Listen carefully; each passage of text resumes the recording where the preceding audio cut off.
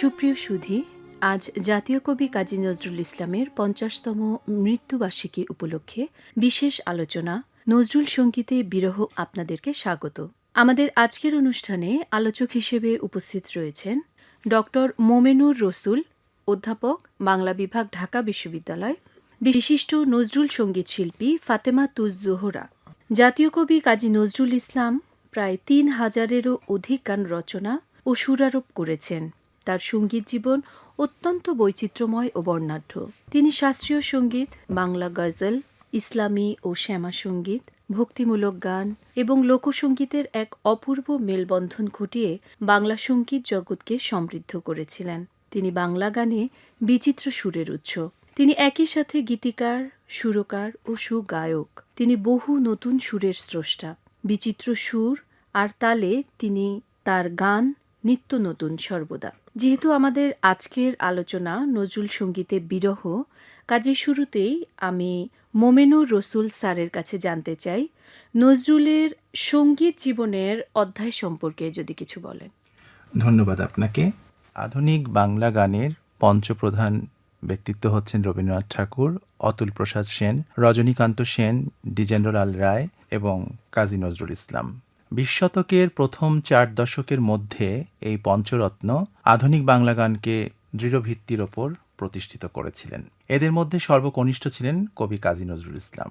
তিনি একাধারে কবি, কথাসাহিত্যিক এবং সঙ্গীতজ্ঞ। এছাড়াও প্রবন্ধকার হিসেবে এবং অন্যান্য আরও অধিক পরিচয় তার রয়েছে, যেমন তিনি নাটক লিখেছেন, ছোট গল্প রচনা করেছেন, উপন্যাস লিখেছেন। নজরুল কবি হিসেবে যতটা বড়, গীতিকার হিসেবে, সঙ্গীতজ্ঞ হিসেবে তার পরিচয়ও কোনো অংশে কম নয়। নজরুলের কবি, সঙ্গীতজ্ঞ এবং শিল্পী জীবনের সূত্রপাত ঘটেছে লেটো দল থেকে। এখানেই তার কবিতা, গান এবং নাটক রচনার শুরু।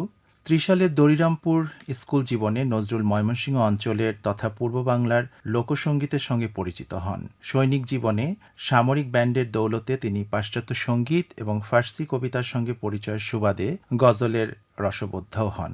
নজরুল আনুষ্ঠানিকভাবে আধুনিক বাংলা গানের ভুবনে প্রবেশ করেন কলকাতায় গত শতকের ২০-এর দশকের শুরুতে এবং নিয়মিত গান রচনা শুরু করেন ১৯২৪ সাল থেকে। ১৯২৪ সালের যে সময় পর্ব, ২০ শতকের দ্বিতীয় দশক, অসহযোগ আন্দোলন, খিলাফত আন্দোলন, সন্ত্রাসবাদী বিপ্লব, এই প্রভৃতি রাজনৈতিক উন্মাতাল সময় পর্বে কবি কাজী নজরুল ইসলাম ইংরেজ সরকার বিরোধী আন্দোলনের অনুপ্রেরণায় তিনি রচনা করেন উদ্দীপনামূলক গান।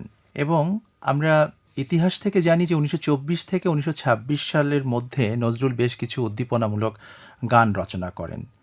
কালানুক্রমিকভাবে যেগুলির মধ্যে উল্লেখযোগ্য হচ্ছে শিকল পরা ছল, মোদের ওই শিকল পরা ছল, কারার ওই লৌহ কপাট, ভেঙে ফেল কররে লোপাট, কিংবা দুর্গমগিরি কান্তার মরু দুস্তর পাড়া বাড়হে, আমরা শক্তি আমরা বল আমরা ছাত্রদল।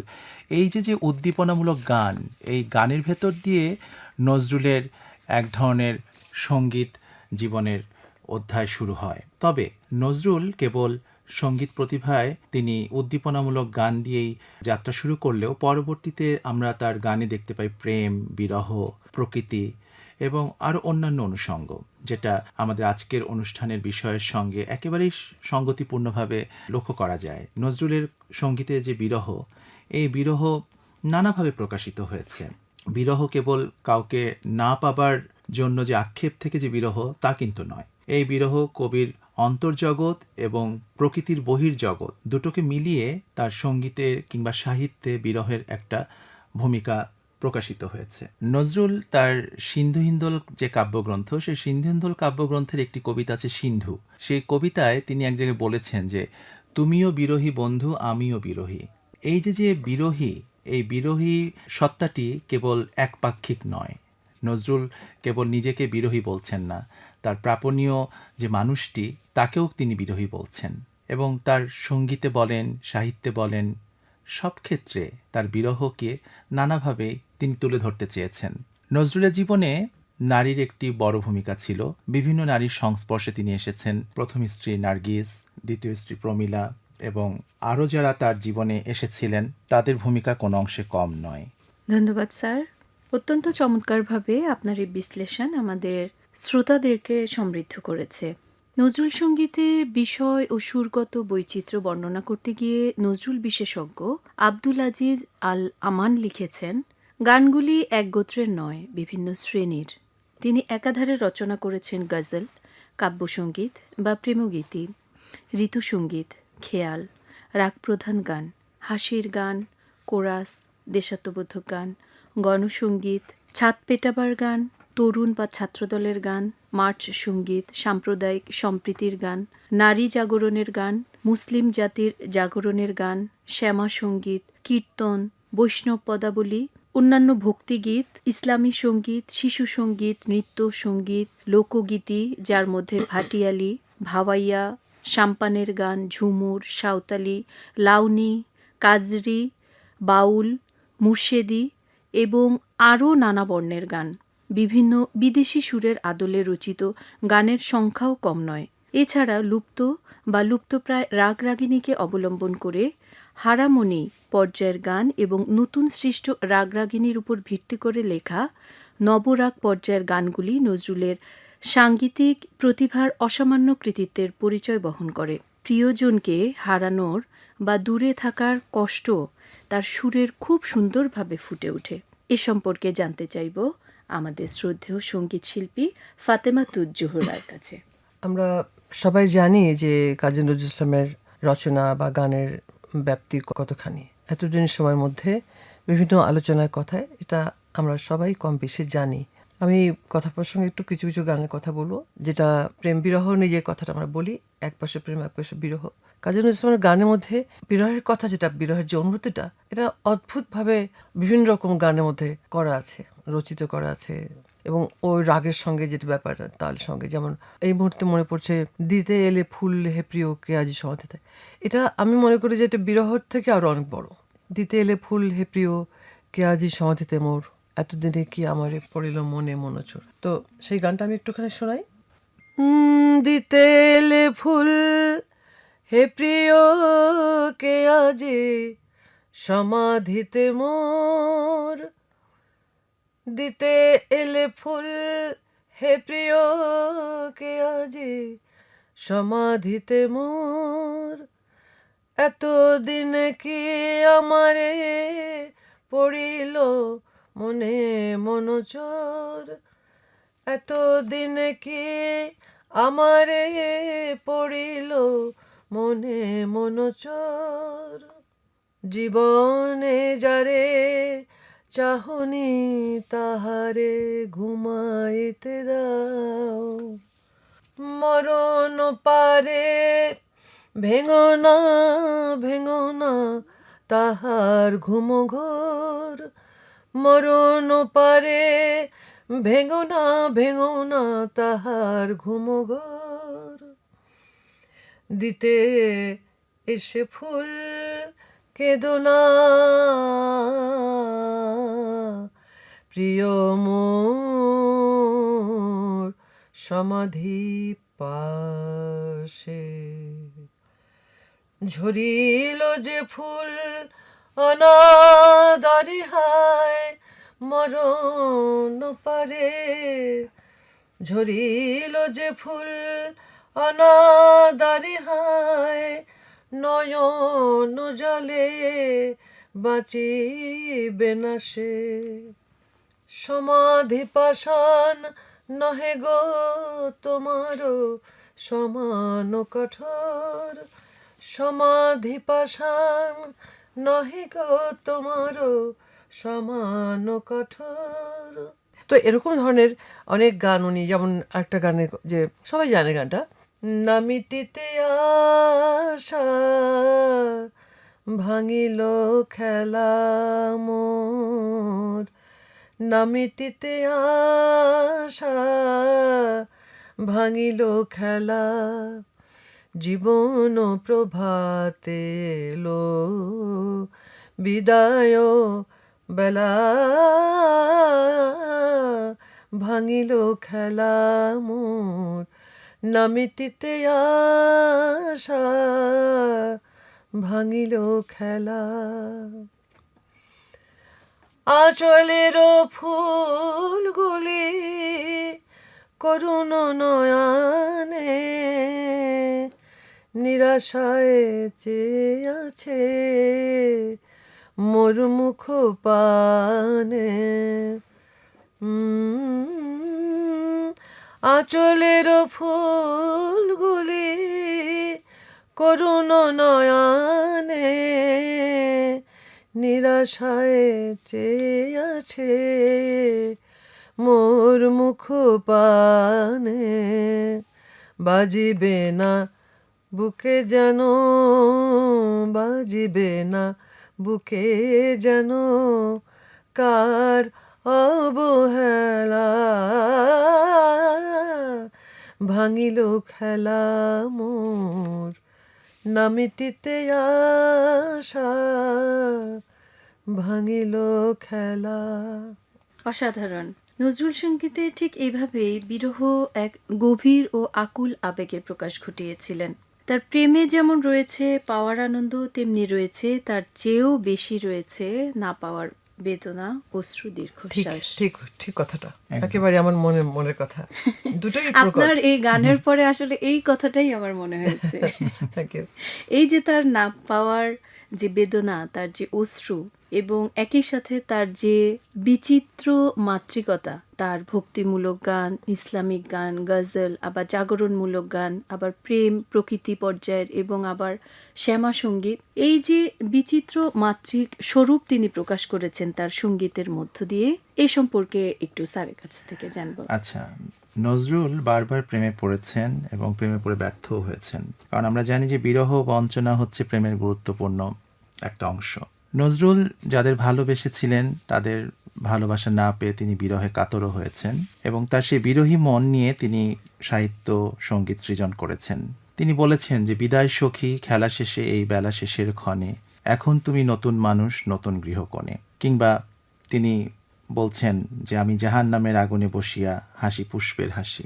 যে মানুষ বিরহী, যে মানুষ প্রেমিক, সেই মানুষের হাত থেকেই বের হয়ে আসছে এই ধরনের অমরবাণী। আমরা একটু আগে যেটা বলছিলাম যে নজরুলের জীবনে একাধিক নারী এসেছেন, এবং যে কজন নারী বিশেষভাবে তার জীবনে প্রভাব ফেলেছিলেন তাদের সঙ্গে প্রেম ভালোবাসার সম্পর্ক গড়ে উঠলেও সেসব প্রেম ভালোবাসা পূর্ণাঙ্গতা পায়নি, এবং যার ফলে আমরা দেখতে পাই যে প্রেম ভালোবাসার কবিতা এবং সঙ্গীতে তিনি আনন্দ, আকাঙ্ক্ষা, বিরহ বেদনার সৃষ্টি ঘটিয়েছেন। অনেকের মতে নজরুলের জীবনে প্রেম এসেছে তিনবার। প্রথম প্রেম নার্গিস, দ্বিতীয় প্রেম প্রমীলা দেবী, এবং তৃতীয় প্রেম ফজিলাতুন্নেসা। তবে অনেক ক্ষেত্রে উমা মৈত্রের নামও বলে থাকেন। এই উমা মৈত্র সেই সময় ঢাকা কলেজের প্রিন্সিপাল সুরেন্দ্রনাথ মৈত্রের কন্যা। গান শেখাতে গিয়ে নজরুল তার প্রতি দুর্বল হয়ে পড়েছিলেন, এরকম ধারণা অনেকেই পোষণ করেন। তবে নজরুলের জীবনে নার্গিস এবং প্রমীলার ভূমিকা ছিল অসামান্য। নজরুল নার্গিসের প্রেমের বয়স ছিল মাত্র 2 মাস। এই 2 মাসের প্রেমের সময় পর্বে নার্গিস সিংকে নিয়ে তিনি লিখেছিলেন 160টি গান এবং 120টি কবিতা। ভাবা যায় আপা, এই যে মানে একজন নারী তার জীবনে কতখানি প্রভাব ফেলতে পারলে এত গান এবং সাহিত্য তিনি সৃজন করতে পারেন। ওনার ভিতরে সবসময় এই যে বোধগুলো এত বেশি উদ্বেলিত হচ্ছে, যে কোনো বোধ, প্রেম বলো, বিদ্রোহ বলো, বিরহ বলো, সবকিছুই ওনার ভিতরে আগ্নেয়গিরির মতো উদ্গীরণ হচ্ছে। সেখানে এই স্থূল প্রেমের কথা বা স্থূল প্রেম বোধটাকে ডিফাইন করে যদি আমরা ওনাকে ওইটাই বলি, তাহলে এটা মানে কম বলা হবে, অনেক বেশি। প্রত্যেক মুহূর্তে যেমন পাওয়ার আনন্দ, প্রেমের আনন্দ, প্রেম তো উনি সবকিছুতে, আকাশ পাতাল সবকিছুই তো প্রেম করতেন প্রত্যেক মুহূর্তে, না হতো সেই লেখাগুলো এরকম হতো না তো। জি, একদম। এবং নজরুল নার্গিসকে চিঠিতে তিনি লিখেছিলেন যে যারে হাত দিয়ে মালা দিতে পারো নাই, কেন মনে রাখো তারে, ভুলে যাও তারে একেবারে। এই যে নজরুলের যে প্রাপণীয় যে অনুভূতি, সে অনুভূতি যখন তিনি পাননি, তার সে অব্যক্ত আবেগ তিনি প্রকাশ করছেন চিঠির মধ্য দিয়ে নার্গিসকে। কিংবা তিনি বলছেন যে আমি চিরতরে দূরে চলে যাব, তবু আমারে দেব না ভুলিতে। কতখানি আবেগ সংবরণ যখন তিনি করতে না পারেন, একজন মানুষ যখন আবেগ সংবরণ করতে ব্যর্থ হন, তখনই তার অনুভূতি এভাবেই প্রকাশিত হতে পারে। এই অব্যক্ত অনুভূতিগুলো তার সঙ্গীতে, সাহিত্যে নানাভাবে, নানা রূপে প্রকাশিত হয়েছে। এবং কিছু গান আমি একটু বলতে পারি যে গানের ভিতর দিয়ে নজরুল তার সেই বিরহ সত্তা বা বিরহী সত্তাকে তিনি উপস্থাপন করেছেন গানের মধ্য দিয়ে। যেমন মোর প্রিয়া হবে এসরানী, দেব খোপায় তারার ফুল, চেয়েও না শুনয় না আর চেয়েও না এ নয়ন পানে, কিংবা হারানো হিয়ার নিকুঞ্জ পথে কুড়াই ঝরা ফুল, এই গানের কথার মধ্যে দিয়েও কিন্তু তার সেই বিরহী সত্তা প্রকাশিত হয়েছে। কিংবা বহিঃপ্রকৃতির যে অনুভব, সেই অনুভব তিনি প্রকাশ করেছেন তার অন্তর্জগতের ক্ষরণ দিয়ে, যেমন শাওন রাতে যদি স্মরণে আসে মোরে। এই গানের মধ্য দিয়েও কিন্তু দেখা যাবে যে গানের কথা যদি একটু আমরা অনুভব করি, যে বহিঃপ্রকৃতিতে শ্রাবণ মাস, বৃষ্টি ঝরছে, আর তিনি প্রিয়া বিরহে কাতর হচ্ছেন, তার ভেতরের অন্তর্জগতের যে ক্ষরণ, হৃদয়ের যে ক্ষতবিক্ষত যন্ত্রণা, সেটা তিনি কিন্তু প্রকাশ করছেন। অর্থাৎ বহিঃপ্রকৃতির সঙ্গে নজরুলের ব্যক্তিক হৃদয়ের যে ক্ষরণ, সেটি এক হয়ে গেছে, অনবদ্য হয়ে উঠেছে গানে কথায়। ধন্যবাদ। এই যে প্রকৃতির বিভিন্ন রূপ, যেখানে শ্রাবণ, বর্ষা বা মেঘের গর্জনের সঙ্গে মিলিয়ে বিরহের সুর তৈরি করেছিলেন কবি, ঠিক তেমনি বিভিন্ন চলচ্চিত্রের সঙ্গীত পরিচালক ও গীতিকার হিসেবেও কাজ করেছিলেন নজরুল।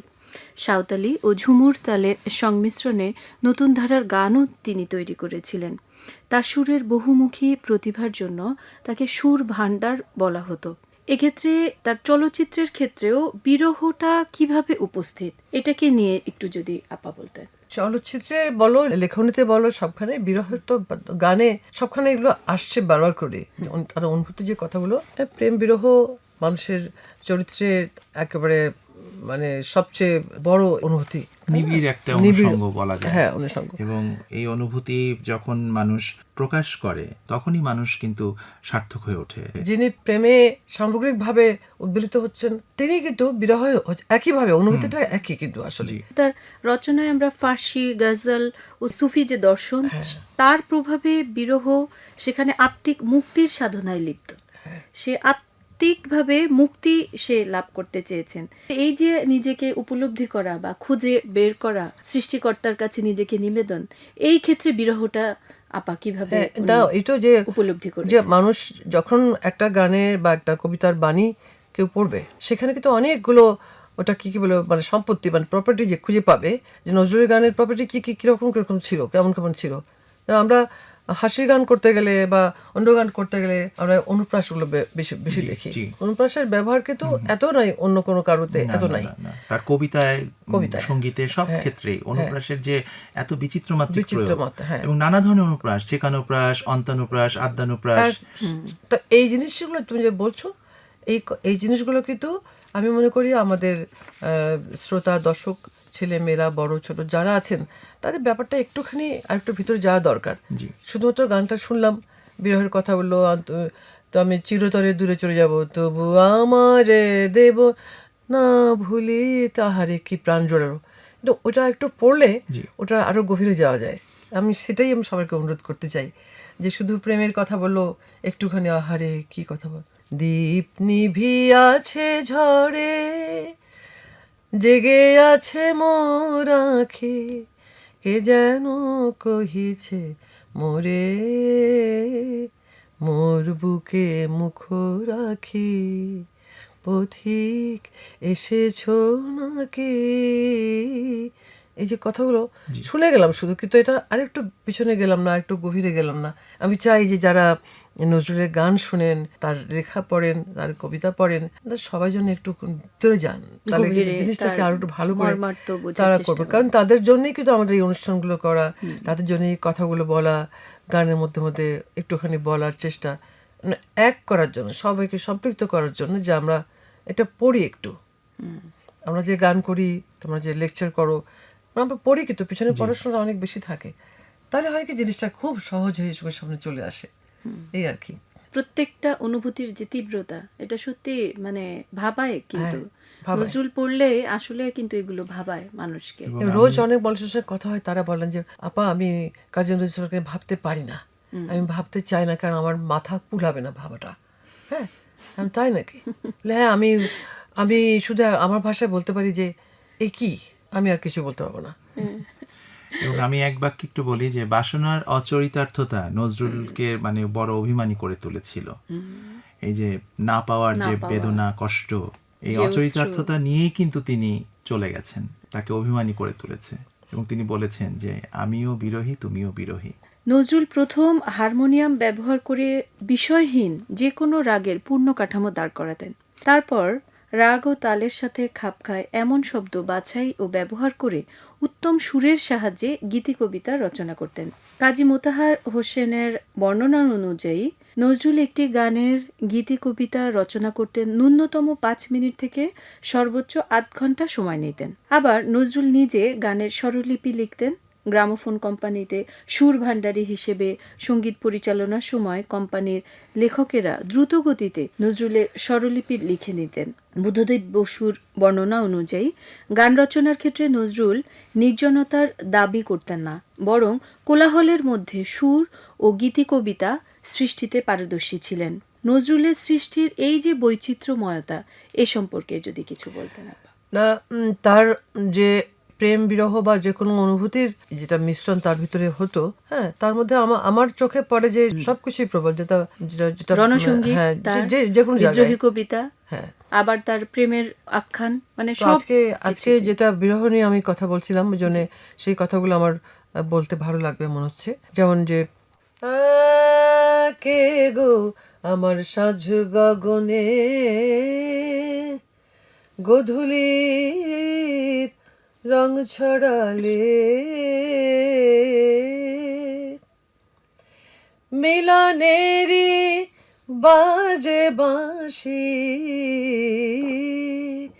আজি বিদায় লগনে, আজি বিদায় লগনে, কে গো আমার সাঁঝ গগনে,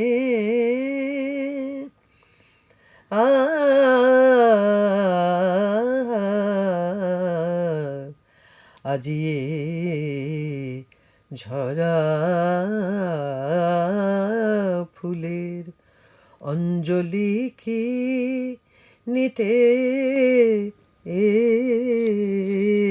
এলে, সহসা পূর্বী সুর বেজে উঠিল এ মনে, হইল ধন্য প্রিয় মরণ তীর্থ, ও ও মম সুন্দর মৃত্যু বেলে, বরের বেশে শেষ জীবনে, বরের বেশে শেষ জীবনে, বরের বেশে শেষ জীবনে, কে গো আমার সাঁঝ গগনে। দেখো আমি কেন গানটা করলাম, সাঁঝ গগনের যে আনন্দ এবং বিরহ ব্যথা দুটো একসঙ্গে এই গানের মধ্যে ইমন এবং পূর্বী রাগের সঙ্গে মিলে গেছে। চমৎকার, অসাধারণ, অসাধারণ। আমার খুব বিষয় লাগে ভাবলে, বিশ্বাস করো আজকের এই দিনে এই যে আলোচনাটা আমার খুব ভালো লাগলো। বিশ্বাস করছি যে শ্রোতা যারা আছেন তারা নিশ্চয়ই এই কথাগুলো উপলব্ধি করেছেন। অসংখ্য ধন্যবাদ আপা আপনাকে, শ্রদ্ধেয় স্যারকেও ধন্যবাদ। বাংলাদেশ বেতার কর্তৃক আয়োজিত আজকের জাতীয় কবি কাজী নজরুল ইসলামের 50তম মৃত্যুবার্ষিকী উপলক্ষে বিশেষ আলোচনা অনুষ্ঠান নজরুল সঙ্গীতে বিরহ অনুষ্ঠানে কবির প্রতি বিনম্র শ্রদ্ধা জানিয়ে শেষ করছি। ভালো থাকুন, সুস্থ থাকুন।